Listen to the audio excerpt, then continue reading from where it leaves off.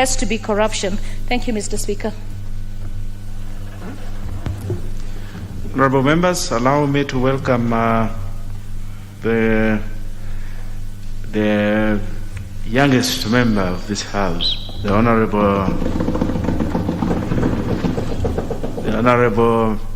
John Njuguna Kawanjiku, the member for Kiambaa, to make his maiden address to the House. You are most welcome to the House. Thank you. The Honorable John. Thank you, Mr. Speaker. Let me start by saying I rise to support the second viewing. Yes, the Honorable John, just keep your mask on, please. Yes, and you will not be interrupted during your speech. Thank so you. Take your time. Thank you, Mr. Speaker. I start by saying I rise to support the second reading of this bill, and I would like to make some contributions towards it. Mr. Speaker, the majority of low-income Kenyans lack medical insurance, forcing to pay hospital bills out of pockets, leaving families vulnerable in the face of high treatment costs. It is from this background that I stand here to support this bill. This because informal workers who are currently paying 500 shillings in the NHIF monthly contribution will be cut to 300 shillings, making the scheme affordable to the low-income card who constitute a majority of the hustlers in this country. This move should help set as many people in the category as possible so as to afford them the opportunity to enjoy in the aspiration of UHC. I reckon that informal workers paid 350 in a monthly contribution. Before the late, I increased to 500 6 years ago. A move meant to boost NHIF corrections from the informal sector. However, this has been counterproductive due to affordability, thus lacking out access by the same group. These are groups whose daily troubles include access to food, thus they cannot be trapped into a high monthly subscription. Thus I round the intention of this bill, which is to ensure that many Kenyans, particularly persons who are in the informal sectors and those who are not working, cannot afford to pay NHIF contribution by reducing the rates from the current 500 per month to 300 shillings. Lowering of the monthly contribution will also help address the pain induced by coronavirus, induced by layoffs and salary cuts, which have forced more than half of NHIF active members to stop paying premiums. Mr. Speaker, today being I therefore support being my first day, I would like to digress a little bit and also take this opportunity to thank the great people of Kiambaa, for believing in me and for supporting me and trusting me with their votes. Mr. Speaker, I want to say that there are quite a number of challenges that we face during the by-election, but apart from that, I also want to take this opportunity to thank so many people, especially members from Kiambaa constituency, starting with all the way from Shianda, Karuri, to Mushada Ward, to Kihara Ward, and Dendelo. And I really want to thank them for believing in me and for entrusting me with their votes. And I want to state categorically, and I also want to tell them that I'll be here to support and also to work so that I can ensure that I honor the promises that I made to the people of Kiambaa. Mr. Speaker, I would also want to thank special people who came in to support us.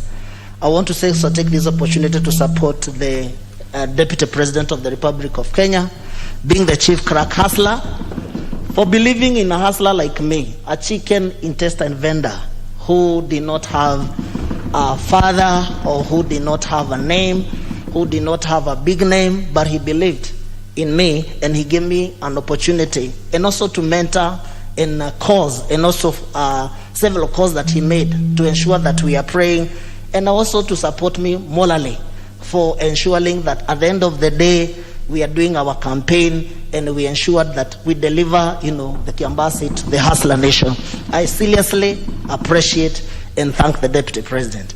Secondly, there are other hustlers generally from the Republic of Kenya who are supporting the hustler nation and hustler narrative.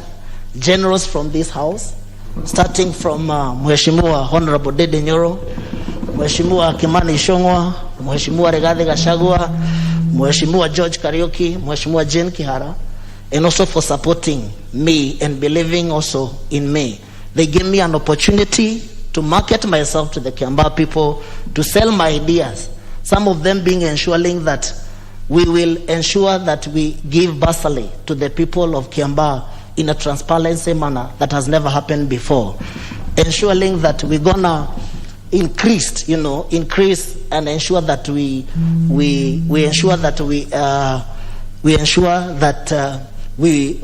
model and we build schools that will help the Kiambaa people, so that at the end of the day we can be able to take our kids to a good environment where our students and how our children will be going to school too. I also want to take this opportunity to thank the UDA party. They gave me an opportunity without asking me 1,000,001 questions. I would want to thank the Madam SG, Veronica Maina, because the first day that there was a by-election, I went to her office and she believed in me and gave me an opportunity, to be heard. And from that, today is a story.